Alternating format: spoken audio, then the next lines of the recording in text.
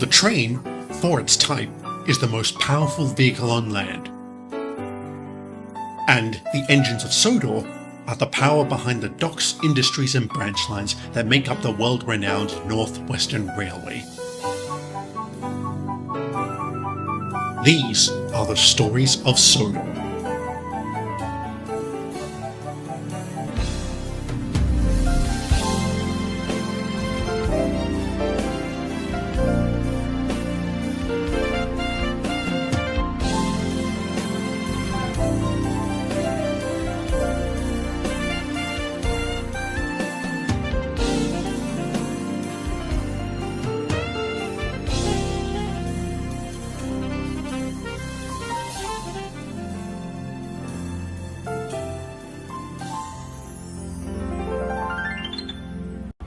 I can think of few words that evoke as many emotions as progress. For better or worse, things are constantly changing.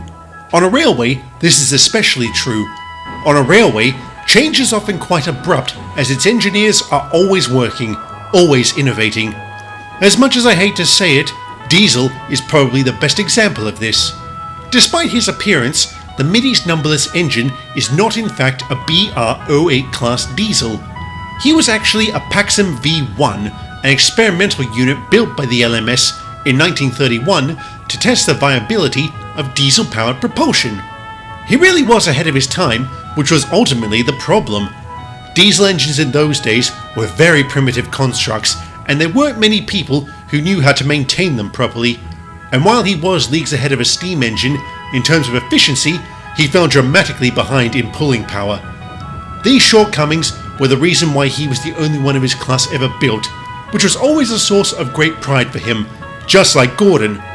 He was the only A0 ever built and was something of a prototype for the LNER's entire line of A-class engines, the most famous of whom I would have the privilege of meeting one spring afternoon. Hello Gordon, how are you? I'm always well whenever I return on time with the Express, Edward. Of course you are. Though I must admit, my spirits were dampened when I parted from Barrow due to some fearful news I'd heard over the wireless. What's wrong? Did the Nazis finally invade Poland? I knew it! No, Edward. We just lost to Australia in the 4th Test match. Pardon? Cricket, Edward. I'm talking cricket. I see. You sound thoroughly disinterested. That's because I am. Sorry, but I don't care much for the sport. What? What sort of an Englishman are you? Considering I'm a trained Gordon, that's a very interesting question. But you do take pride in being British, right? Of course. Then how can you not be outraged that we were thrashed by one of our own colonies? Because it's inevitable, we'll get them back. Very true. I suddenly feel that much better. Thank you. My pleasure, old boy. Wait, whose whistle was that? No, it couldn't be. Couldn't be who? Scott! I doubt very much there has ever been a more famous engine than the A3 that was approaching Knapford, and there are certainly none who have ever travelled the tracks of 3 different continents. The poster boy for the LNER, the pinnacle of express locomotives, these were the qualities that best exemplified the Flying Scotsman, better known as Scott. Hello Gordon, my dear brother, it's so good to see you. Scott! I don't believe it! What brings you here? Duty, dear brother. My coaches are crammed with holiday makers looking to escape the grime of London. I'm surprised Mr. Starr didn't mention anything. He wanted it to be a surprise. Ha ha! It was easy for me to stay silent as I so wanted to see the expression on your face. You have that same look whenever Thomas wakes you up, Gordon. Be quiet! Come now, Gordon. That's hardly befitting an engine of Sir Nigel Gresley, wouldn't you say? I suppose. Neither is a lack of introductions. Who is your friend, dear brother? Scott, this is Edward. Oh, so you're Edward. You've heard of me? I heard about the time you needed assistance from the Midi's goods engine.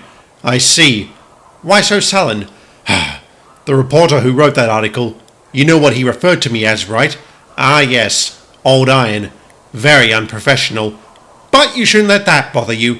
Not since you were willing to accept help, even from an adversary.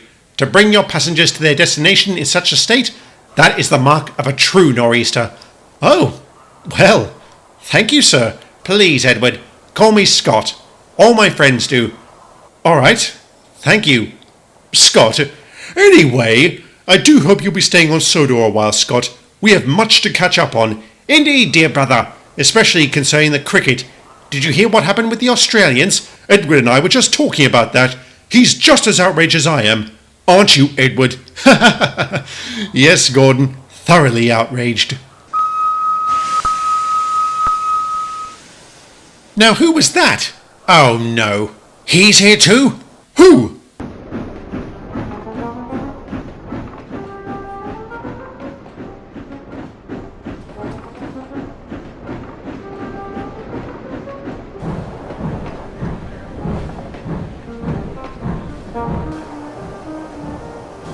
So, Scotty, they let you out of the works, did they? No matter. I'm sure you'll be back there in short order. Mwahaha! What blooming cheek! Who was that, Scott? That was Jeffrey, an express mixed traffic engine for the middies. Express mixed traffic? I've never heard of such a designation. He's an experimental unit, one I hear is performing above and beyond expectations. What was that remark he made about you being in the works? Routine maintenance, Gordon. Nothing serious. But to Jeffrey, any trip to the works is a sign of weakness. And he's so infallible? He must be. In the 4 years he's been running, he's never once had to visit the works. Really? Not once. Not once. And you know I've had some problems in the past, right, Gordon? We all have, Scott.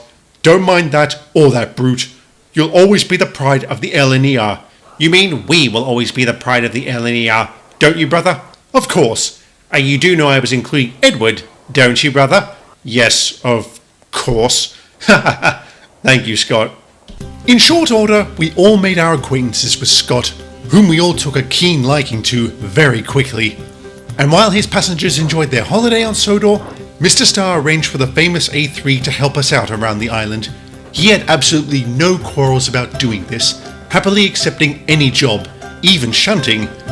But everything I just said then, you could also apply to Jeffrey. He too was a charismatic, hard-working character among the middies, one who took a keen liking to a certain member in their ranks. Are you absolutely sure about this, Jeffrey? Quite, Diesel. It is a technique I've employed numerous times before, and the Nor'easters have never caught on? Not once. Well, if I had a hat, I'd be dipping it to you right now. Of course, such an undertaking is only feasible so long as you have a reliable partner. Is this acquaintance of yours up to the task? Oh, you better believe it. I've used her before and she didn't rat me out. Then, where is she? Colin's meant to be bringing her in. I just hope the idiot remembered to pick her up. Well, nice of you to finally show. What do you mean? I'm on time. What's eating you? Nothing. Did you bring her? Yes, but what do you need Colleen for? Actually, you know what? Never mind. Don't answer. I don't want to know. Huh? That might be the smartest thing I've ever heard him say. Oh, hello, Diesel. Ah, sweet Colleen. You're looking absolutely radiant. What's the job, Diesel? Oh, can't an engine complement a beautiful truck? And the job, Diesel! See that train over there? Henry's meant to be taking it out soon. We want to couple you up to it, and then for you to experience brake problems further down the line. That's it? That's it. You think you can do it? Of course. Oh, Colleen, you're an absolute treasure. Oh, spare me, Diesel.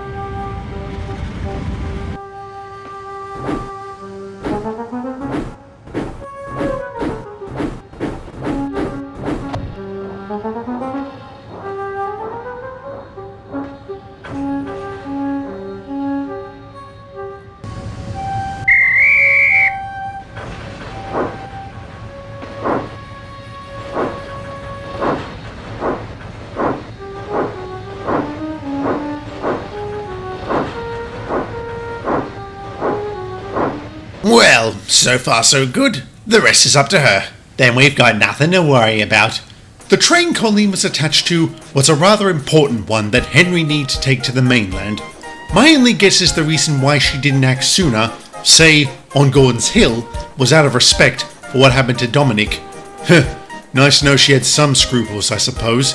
Ow! What's going on back there? I'm reading a hot box, Henry. You need to stop. A hot box? Oh, bother. That's the last thing we need. Don't go getting yourself in a tizzy, Henry. We'll go back and have a look. No, it's not a hot box, but it does look like your brakes have slipped on. They have?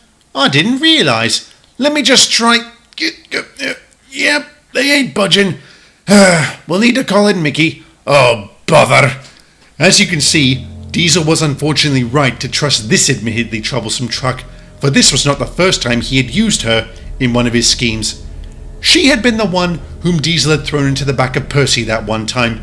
She had also remained fiercely tight-lipped about the incident, despite intense questioning. That almost worked against her when Mickey was called out to inspect her. Hang about. Do I know you from somewhere? Oh, maybe a passing glance? You know us trucks, we get about. Right. I have to give Jeffrey and Diesel credit, for they had picked their time well. No matter whereabouts Colleen acted, the main line would have been blocked. And since most of the trains on the tracks at that time were nor'easters, we suffered extensive delays because of her subterfuge. Mickey would learn of this not long afterwards and kept a close eye on Colleen, and when she was involved in a near identical incident with Thomas several days later, resulting in identical delays for the nor'easters, the chief reported his suspicions to Joey, who would enact a sting to get to the bottom of this. Alright, Whiff, let's run through this one last time. Adam will bring the suspect in, and then you shunt her next to your boy at the rear of the yard, and if she asks why, yardmaster's orders. Then what? I scarp her off and let them talk. Perfect, you'll do fine. I really hope this works. The nor'easters are getting clobbered by all these delays. Hope is what engines like myself fight for, Whiff. Alright, we're on. I'll get into position. Good luck. Thanks. Hello, Whiff. How are you today? Oh, I'm fine, Adam. Is something wrong? You sound nervous. There's a rumour going around they might be closing the scrapyard here, so I could be out of a job soon. I don't see how.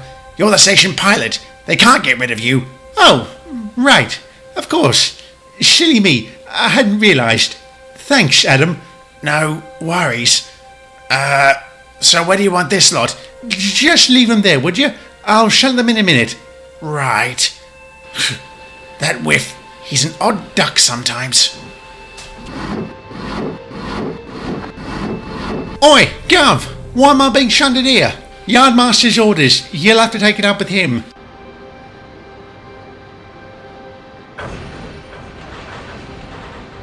Alright, you're all sorted, so I'll be on my way. Bye. Huh, he is an odd duck.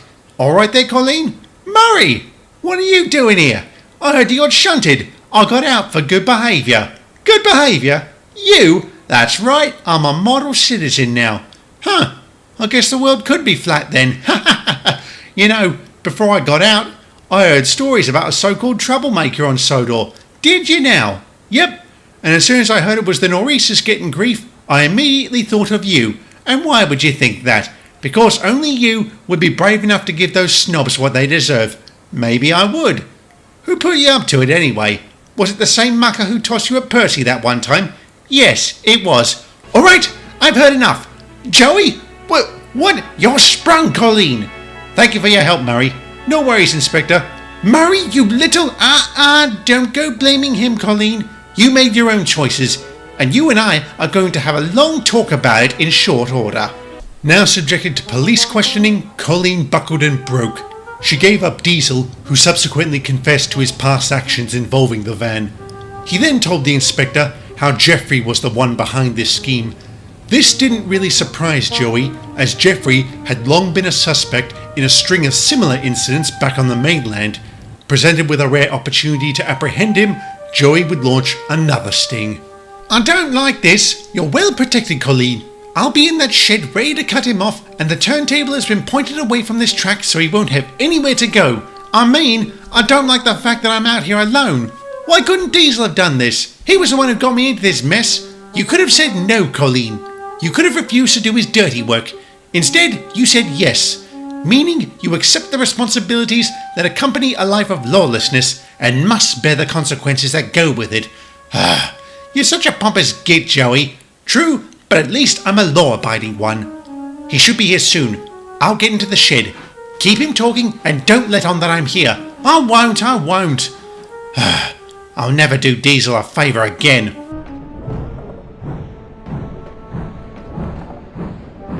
Well, Colleen, so good to see you. And I heard a nasty rumour you got pinched. That rumour was obviously referring to a more careless truck. Yes, quite. So, what's today's job? I'll hook you up to a train that Scott will be taking. Flying Scotsman, you mean? How many Scots do you know? Right.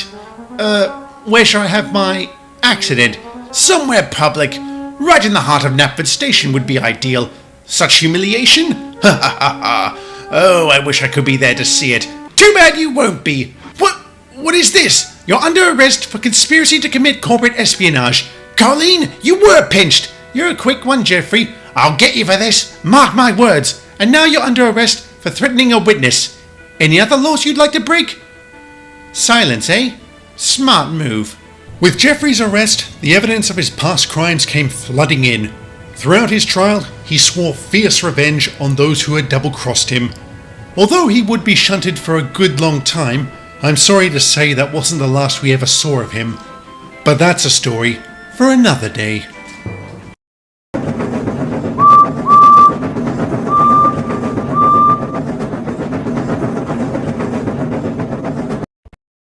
The Mid-Sodor Railway was among the first to be built on the island. High up in the hills, in the small community of King Ori's Bridge, the company was founded, with Duke being its first engine.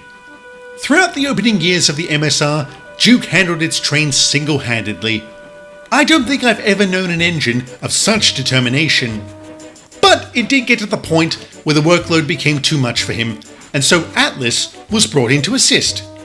Together, they juggled the various passenger and goods trains, ensuring everything ran like clockwork. And when their line extended into the lowlands, 2 more engines were brought in to help. Stuart and Falcon. They were certainly a pair, I tell you. Every chance they got, they would pull pranks on their older colleagues. Their antics often earned them Duke's wrath, whom they would teasingly call Grandpuff. And when Andreas joined their group, he too would also know their cheek. But all in all, the 5 engines got along extremely well. I truly envied them because they didn't have to share their line with a rival company. Doubtless, this was the reason why they were so happy for so many years. One day, Stuart and Falcon were delivering a long goods train to Islesborough. The pair were rather excited as the topic of their conversation related to a recent accomplishment made by a certain eccentric businessman. That Howard Hughes is something else. Flying around the world in 91 hours? Incredible! No question there. Still, a part of me has to wonder what was the point. I mean, he whipped around the globe. So what? Don't be so disparaging, Falcon. It's achievement purely for achievement's sake. Or the acts of a lunatic. From what I hear, that Hughes is a right royal nutter. They say he doesn't clip his toenails. Well, whatever his foibles, I'll continue to admire him. Oh, what do we have here? I don't know. I can't see. Oh, right. Grandpuff is in the yard, and he's with another engine. By another engine, do you mean a new one? Yes, I do. Ooh, how fun. Let's go say hello. And then later, we'll give him a proper greeting, eh? Yes, let's.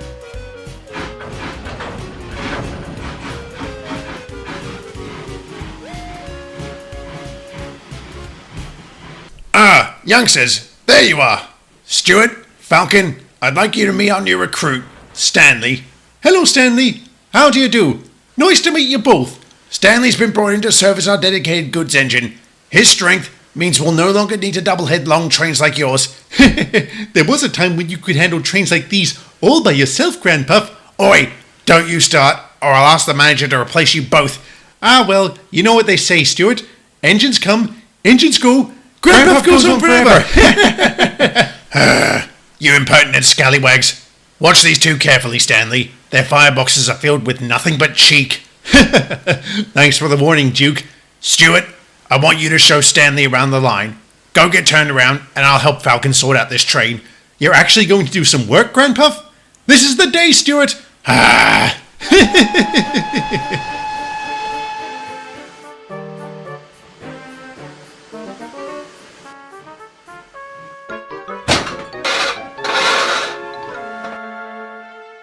Goodness! Stuart, are you alright?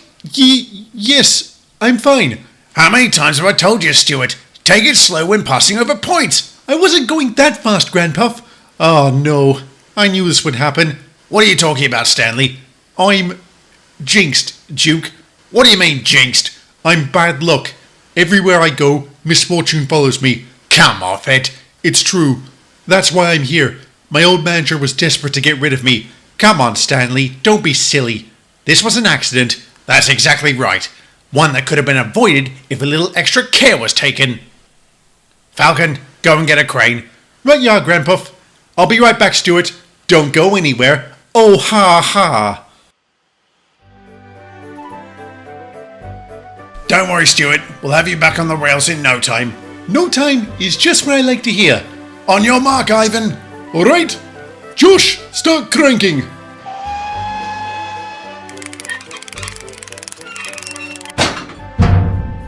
What the? What happened? The crank broke. All right. Andy, try yours. Are you bloomin' serious? This one broke too. I'll bet that's never happened before. Well, no, it hasn't. You still don't think I'm jinxed, Duke? But the MSR's number one couldn't afford to dwell on that, not while one of his colleagues needed help. Since the cranes were out of commission, he came up with the idea of pulling Stuart back onto the rails. A tow cable was jerry-rigged, with Falcon and Stanley hauling him back onto the track. Stanley did much of the hauling, however, as he was indeed a very strong engine. I imagine Falcon must have felt the same exhilaration I had that time I was pulled along by Peter.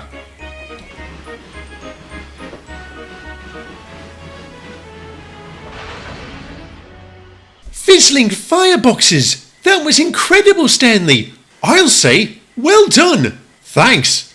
I'm very surprised. I thought for sure the cable would snap or something. So much for being jinxed, eh? Don't say that, Duke. You alright, Stuart? I'm fine, Duke. Ready to get back to work. Not yet, youngster. You'll need to be examined first. Who's going to show Stanley around the line, then? Falcon can do it. He and Stanley can take the afternoon limited. That's practically a straight run to King Ori's bridge, making it perfect for him to gauge the way. No worries, Duke. Good work again, Stanley, and welcome to the MSR. Thanks, Duke.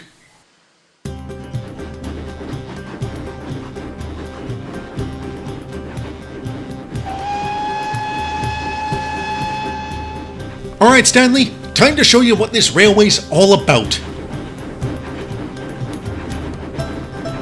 First up is Bridge Street. Is that the town's name or the station's? Both. Yeah, it confused me too. Down that way is the ballast mine. We've also got 2 coal mines and a slate quarry, so we're never strapped for work.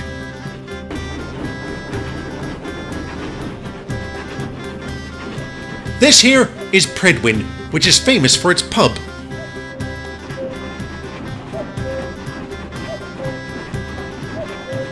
That there is, Calfirst.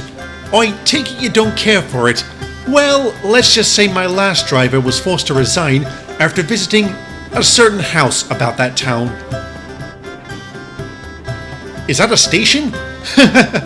I said the exact same thing on my first run through. Yes, it is. It's called Green.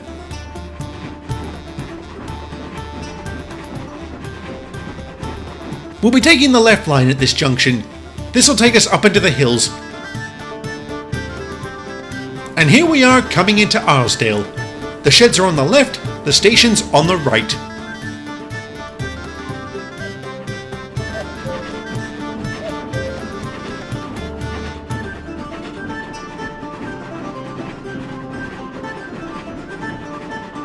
This is Casney Howen. Down that way is the slate quarry I mentioned earlier.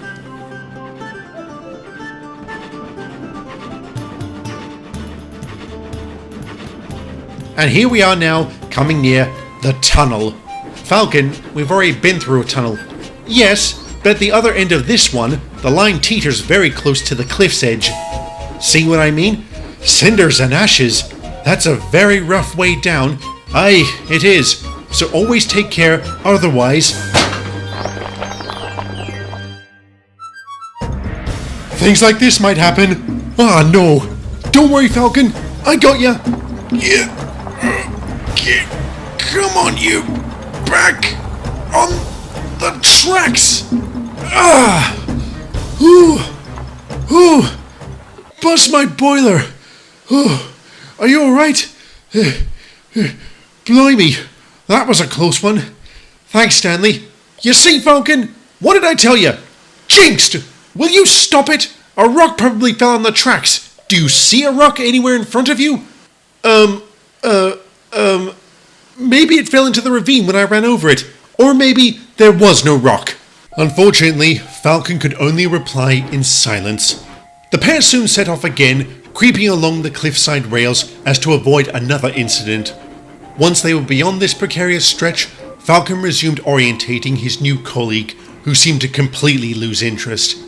When they reached their destination, Stanley was sullen and bitter. This quickly dissipated, however, thanks to the praise of the passengers, and come the following morning, his supposed jinx seemed to disappear. Over the next several weeks, the husky chap would serve admirably as the MSR's goods engine. Thanks to him, the transfer yards at Arsborough reached new heights of efficiency and productivity, with trains coming and going in a very timely manner. Stanley felt like he was on top of the world, as he had never enjoyed such a long period of good fortune. I'm sorry to say that would come to an end when he was sent to work at the Casney Howen slate quarry. It's a matter of opinion, Andreas. How does that make me wrong? Because it is a matter of you having the wrong opinion. Whew, typical highborn thinking. Anyone who doesn't agree with you is wrong and inferior. You said it, not me. Do I want to know what this is about? Ah, Stanley, good. We need another perspective. Yes, hopefully one that makes sense. What are you two arguing about? Stuart here is under the false impression that Britain should ally with Russia should we ever find ourselves embroiled in war with Germany yet again. Weren't we allies last time? Exactly, and I was just reminding Stuart that didn't fare so well for us then. The Russia from then isn't the same as the one we have now. On that we can agree, but that certainly doesn't make it better. This Stalin fellow sounds as ruthless and tyrannical as the monarch his plebs overthrew. And what's their philosophy all about anyway? Abolishing the upper class, dissolving all private enterprises? Ridiculous! Pure nonsense is what it is. And you really think our government should sully itself by allying with such filth? If we don't, Britain might fall. Well, better dead than red. My apologies, Stanley. Tell us, Stanley, what do you think? I don't, Stuart. What do you mean? I don't care for politics. Never have. What kind of an answer is that? An honest one. Your beliefs are your business, Andreas, but what interests me the most is work. And I understand we've got plenty of that today. You have a point, Stanley, so we may as well get started. How does this work? Atlas mentioned something about an incline. Over there. Blimey, that's steep. Do we need to make that climb? By Andreas's example, yes. It was your fault I tried to climb it the first time I was here, Stuart. All I said was, we need to get on top of this. You're the one who decided to take it so literally. So, we don't need to climb it? No. Up top, the workmen excavate the slate, which they then load into trucks. How do the trucks get up there? The same way they come down, by way of a very strong mechanical winch. That's very clever. How do you want to do this? Well, His Highness here only has time to take the train he's got, so I reckon I'll marshal the trucks and you'll deliver them to Arsborough.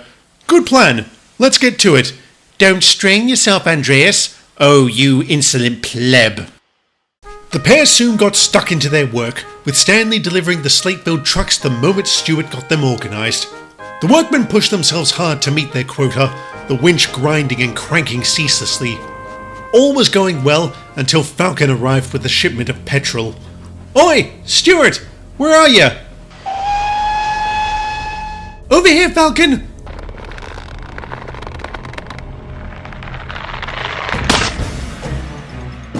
"Stuart! Look out! What?"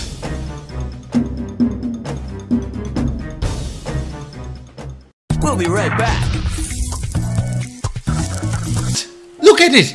Look at the size of that dirty big crack! I never thought you'd get so hung up on vanity, Stuart. It's my blooming funnel, Falcon! I want it fixed for more than vanity's sake. Don't go getting in a tizzy, Stuart. We'll get that sorted too. I just hope someone can sort out Stanley. Why? Is he still on about being bad luck and all? Unfortunately, Grandpa's been talking to him for the better part of an hour, but it doesn't seem to be doing much. Let me play devil's advocate here. Are we so sure he isn't bad luck?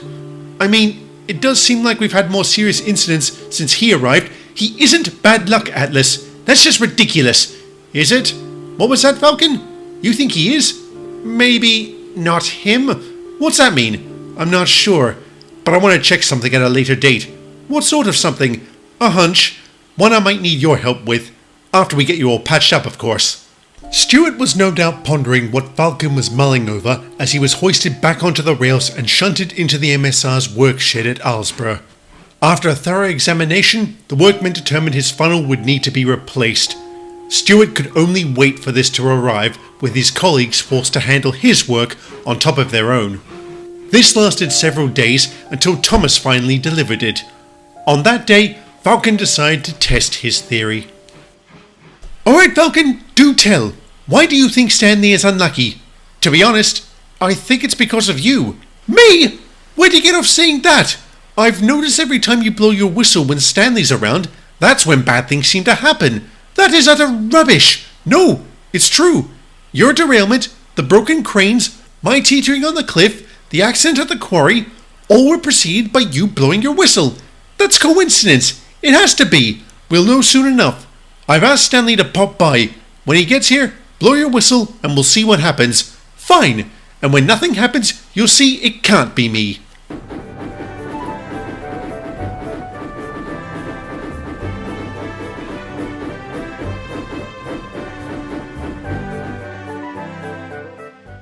"Alright, Falcon, I'm here. What did you need me for?" "Just a little experiment to try and find the source of your jinx." "What's the point? I'm stuck with it. Never say never, Stanley." "Stuart, go ahead." "Alright."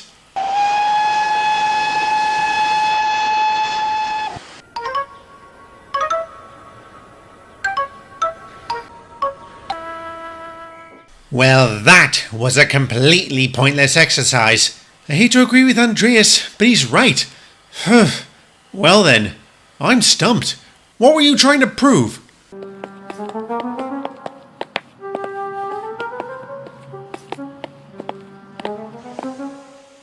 There we are, lads. All good. Thanks for the help, Jim. My doctor has forbidden me from heavy lifting. Pull the other one. What's in the box, Jim? Your new funnel, Stuart. Really? Great! See, Falcon? I blew my whistle, Stanley's here, and what happened? My new funnel came. Can't argue with the results. Pry it open, Jim. I want to see it. Yep. Just let me... Yep. Okay. Almost. There we are, and... Wait. Oh, what? Are they trying to take the mickey out of us? Is that what I think it is? Yes, Stuart. A drain pipe. A flipping drain pipe. You would look quite smashing with that atop your smoke box, Stuart. Belt up, Andreas. This proves it. Proves what? That your whistle is behind Stanley's jinx. No, it isn't. I was jinxed before I came here. I'm bad luck. Plain and simple. I need to be put someplace where I won't cause any harm. Well, we do need a new generator up at the sheds. Shut up, Andreas! Not a bad idea. I may as well go stake it out now. Oh, the poor fellow. He's miserable. That was a horrible thing to say, Andreas. You're right. What was I thinking? You weren't. We had to find some way to help him. But try as the three little engines did, nothing came to mind. Thankfully, Toby had been nearby and had heard everything. Our kindly number 7 was determined to find a way to assist Stanley. And I'm pleased to say he did find a solution on the Skarloey Railway, no less. But that is a story for another day.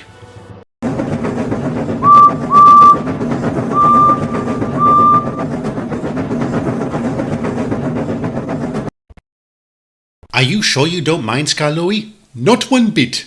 It's just, your railway has done so well since you've had it. I'd hate to take it and then for something to happen. Your concern is touching, Toby. Don't worry. If something does happen, heaven forbid, we'll get through it. Besides, it sounds like the lads on the MSR need this more than Rheneas and I. Ah, you're a trooper, Skarloey. Thank you. My pleasure.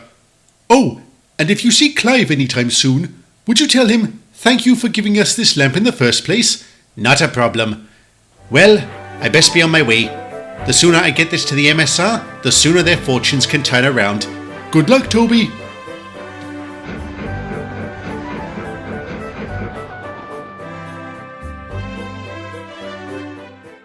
Does nobody else find it terribly ironic how we have a slate mine on our line and yet have to rely on another railway to deliver said material to us? I don't see anything ironic about an accident that has caused said mine to close. How serious was the damage anyway? Some of the track needed to be replaced and the winch took some damage when the trucks broke loose. Repairs on both have been slow going, I'm afraid. Would they progress more swiftly, I wonder, if Stanley weren't here? Andreas! Duke, with all due respect, none of this happened until he arrived. Lest we forget, he was the one who first acknowledged he brings misfortune. I'll concede the timing can't be ignored. But that still doesn't mean he's responsible. What I do know is you had no right to make that generator remark. I know. I did apologize to him. Whether or not he's jinxed, at a minimum, you lads have had a run of bad luck lately. Fortunately, I've brought something from the Skarloey Railway that might help. What sort of something? I'll tell you when Stanley gets here. Well, we won't have to wait much longer. Here he comes now.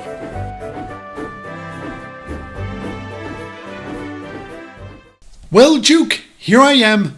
What did you want to see me about? Not me. Toby. He says he's got something that might help this little jinx problem of yours. A scrapper's torch? Sounds like a perfectly good idea to me. Don't be morbid, Stanley. All right, Toby, what have you brought? My guard's bringing it up right now. Ah, of course. Why didn't I think of that? Brilliant, Toby. It's a lamp. Duke, is this some kind of joke? There's nothing funny about this lamp, Stanley. It's magical, I tell you. A magic lamp? So, you rub it and a genie pops out? Duke, are you feeling alright? Ha ha ha ha ha ha. He doesn't mean that literally, Andreas. He just means its effects are magical. You mean outside of illuminating darkness? Quite. It's a lucky lamp, and it has brought good fortune everywhere it's gone, including here. It's been here before? When was that? Before you arrived, Andreas. And let me tell you, it really does work. I can also attest to its effectiveness. Well, at the risk of playing into this potential joke, how do you mean? It's quite the story. Would you like to hear it? Sure. And this was the story that Toby told. Prior to the First World War, Sodor's main line began at Vickerstown and went only as far as Knapford. When the war began, the decision was made to extend the line to Aylesbury for a number of strategic reasons. First, to link up with the Mid-Sodor Railway.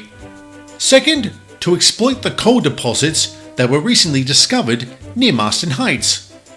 And third, to connect the island's most populated centres for defensive purposes. By great chance, the war's beginning coincided with the closure of the Sodor and Mainland Railway. I did once mention its 3 engines were bought by the island's various industries, but this was only after they were first charged by the government with spearheading this massive extension. The trio of highly experienced, hard-working engines got stuck into the project. The rest of us also helped, either by delivering supplies to the various sites or double-heading the longer work trains. But I'm sorry to say, the project was not at all an easy one. Slated to take only 18 months to complete, this didn't happen as the planners had woefully underestimated the terrain we needed to work through. Furthermore, shortages of fuel and raw material impeded the workmen's ability to lay down the track. There were also a number of accidents and a couple of injuries. Without doubt, the most serious incident I would partly witness when I arrived at one of the work sites to find a couple of police officers present. Did you see the perpetrators at all? Even a glimpse? No, sir. I told you, they came at me from behind. I felt this bump on the back of me head. Next thing I know, I'm waking up with a mouthful of dirt for me breakfast. Right. We'll do what we can. Thank you for your help. I say, Neil, what's going on here? Another day, another disaster for the project. What's happened this time? Last night, someone broke into that shed and thought they'd help themselves to the dynamite that was being kept there. Dynamite? How much did they get? About £10. Whew. Blimey. That'll make for a massive bang. Who could have taken it? I'd like to think a couple of hoodlums playing a prank, but you just never know. Phew. And to think I wasn't already irritable about this morning's news. Why? What's happened? I heard our lads failed to break through the lines at Passchendaele. Why am I not surprised? That Field Marshal Haig is an idiot. Although, I'll bet he succeeded in moving his drinks cabinet 6 inches closer to Berlin.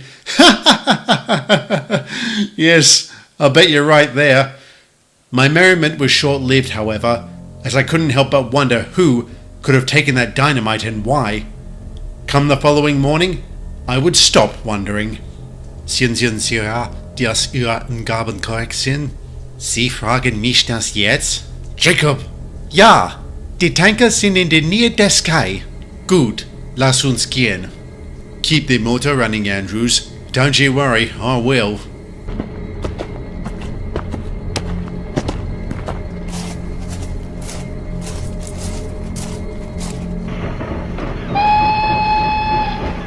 Schnell! Versteck dich!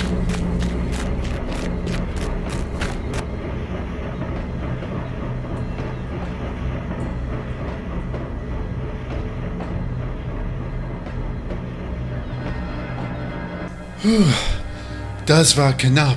Komm schon.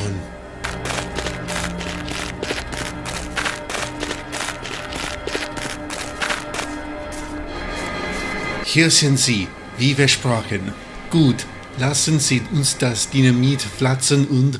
Oi! What do you think you're doing? What was that, Mike? Them two! Scheisse! Lauf! Hey! Stop!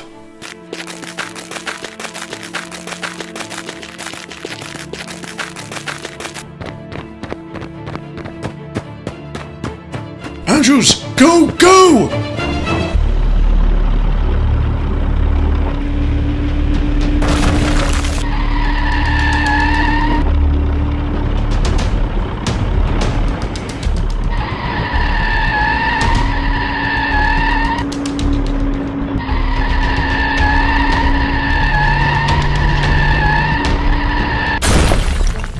Crikey, that didn't sound good. No, it didn't. Come on, Keith, we better go take a look.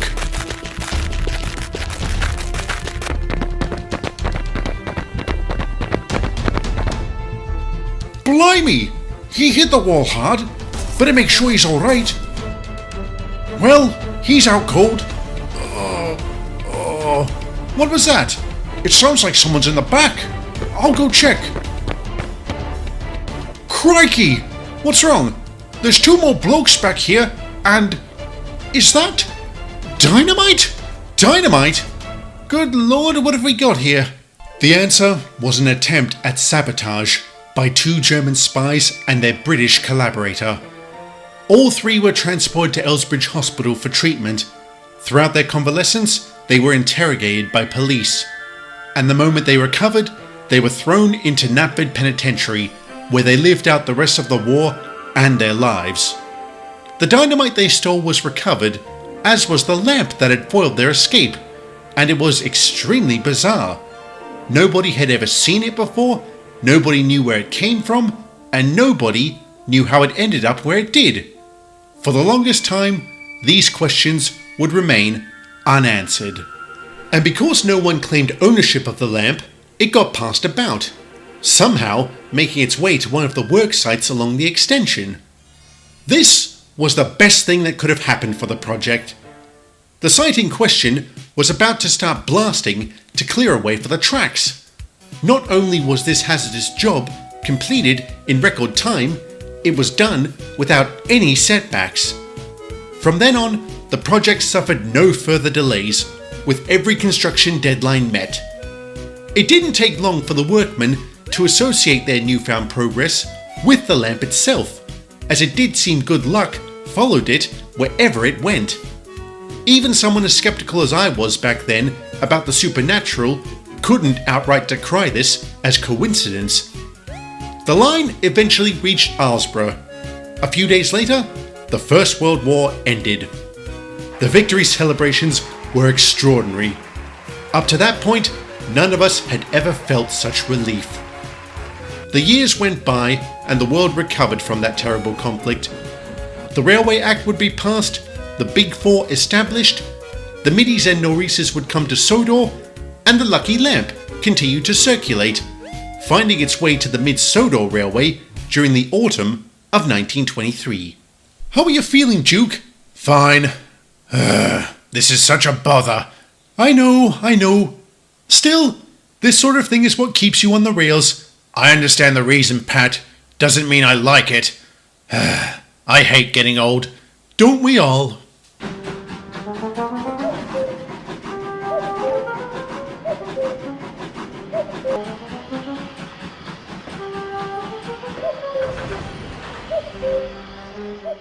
Hello, Grandpuff. Are you short of huff? Nothing of the sort. This is routine maintenance. Routine maintenance, eh? Getting a little long in the piston, are we, Grandpuff? Such wear and tear is the mark of an engine accustomed to hard work. You should learn from my example, youngster. Oh, I certainly will. And when the time comes that you've passed it, don't worry, we'll take care of you in case you break down. Break down? Me? Humph! That'll be the day.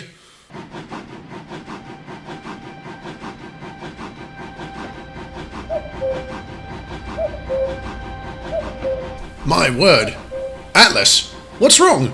Why the long face? One of the workmen didn't show up at the quarry today. Who? Bob Mackenzie. Not Bob! I'm afraid so. His wife said he never returned from his morning hike. They're combing the hills for him now, but haven't found anything. My goodness, that's terrible. We best make sure to keep our eyes open. You got any words of wisdom, Grandpuff? Don't assume the worst has happened until you can prove it. It's not much, but it's better than nothing.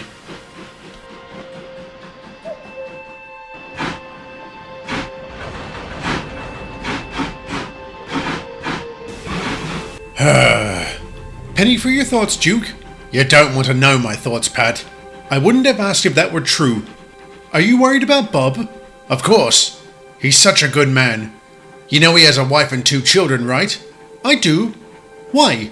It's just, if something has happened to him, how are they going to get by? You think the Great War hadn't already stated that the good are always the first to suffer?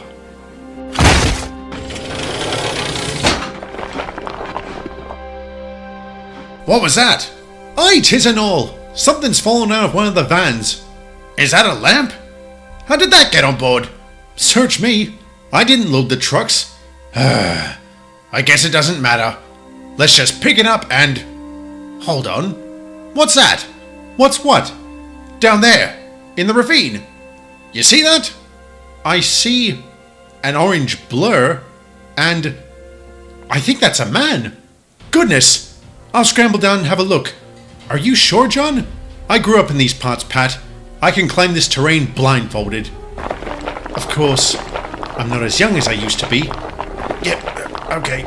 Alright, easy now. Easy. Okay. Good Lord. It's Bob Mackenzie! Crikey! Is he alright? He's out cold. I think his arm is broken. Wait there! We'll call for help at the next station. Right, yeah?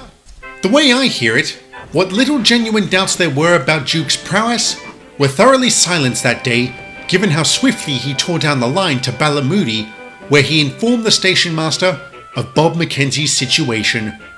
A rescue team was dispatched immediately.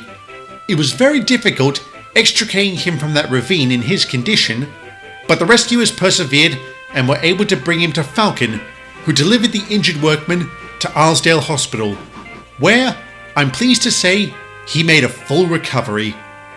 The manager of the slate quarry personally commended Duke for his eagle eye and hasty raising of the alarm. The MSR's number 1 took it all in stride, humbly stating that the lamp deserves some credit given its timely escape from his truck. Stewart and Falcon would sing of Grandpuff and the magic lamp, but they, like everyone else who's ever possessed it, would come to respect its effects. Wait, how did the lamp go from here to the Skarloey Railway? Oh, that's a story for another day. Surely I've hammered home the point by now that this lamp is lucky. You tell a convincing story, Toby. Still, I'm a little skeptical. Just try it, Stanley. I promise, once you start using it, your jinx will go away faster than you can say, fire! I don't think that's the expression, Andreas. No, I mean literally, there's a fire!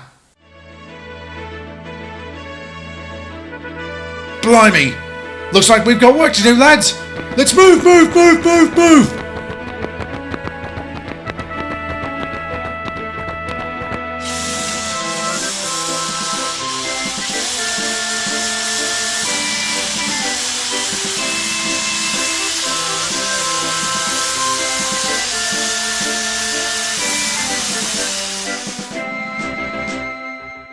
Alright, terrific work, lads. I'll say, they were in top form. Agreed. That barbershop has been there for over 20 years. Are you so sure this lamp brings good luck, Toby? Yes, it most certainly does. How can you say that, given what we just saw? Andreas, wouldn't you call it good luck that a fire broke out within spitting distance of a fully staffed fire train? I'd call it good luck if that fire never happened to begin with. But I take your point. Alright, Toby, I'm convinced. Thank you so much. You're very welcome. From that moment on, Stanley was no longer bothered by his jinx. The MSR's goods engine caused no further problems and suffered no accidents. The lucky lamp was working overtime that day, let me tell you. Not only had the barber shop suffered minimal damage, the workmen also located the crate that was containing Stewart's replacement funnel. Needless to say, the MSR's number 4 was thrilled by this, and was only too happy to work alongside Stanley from that point on. You know, upon reflection, I realized I made a mistake in a previous story, in which I told Percy the extension to Alsborough took only 2 years, instead of the 4 it actually did. I must have gotten that mixed up with the time it took to build the Farquhar branch. I must remember to tell Percy that next time I see him. Oh, at my age, I should be thankful such a misstep is the worst thing I've ever suffered. And my advanced years have ensured that I have a great many more stories to tell. But for now, that's all there is. There isn't any more.